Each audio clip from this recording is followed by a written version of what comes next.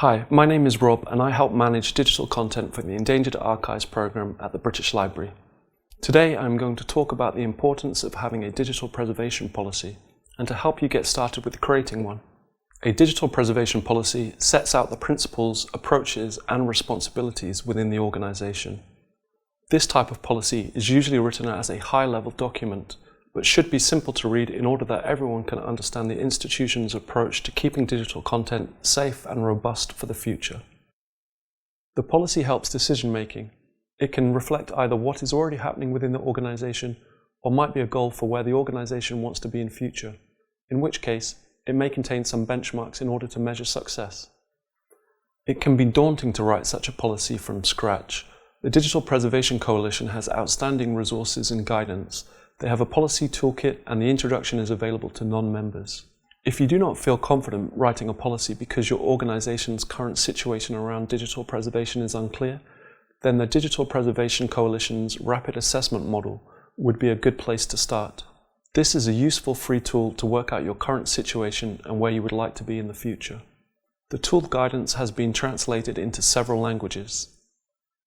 Completing this assessment could be an excellent first step before you write a digital preservation policy. Remember, the policy should be realistic.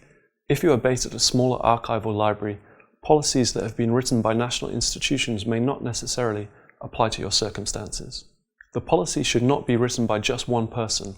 It should be a collaborative process with many staff being involved.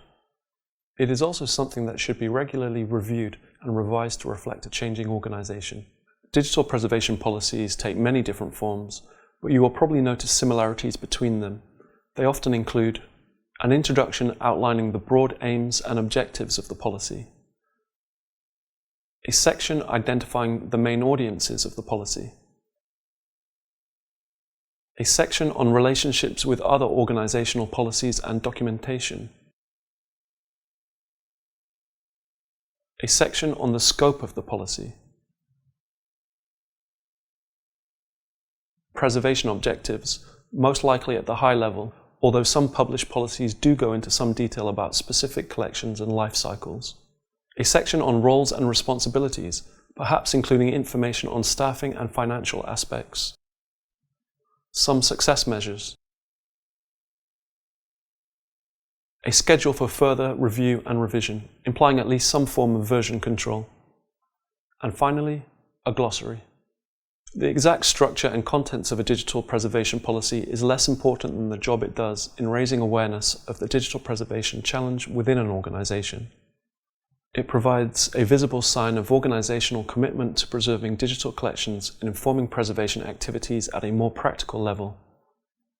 This tutorial is part of our online video series covering digitisation, digital preservation and conservation for the Endangered Archives programme.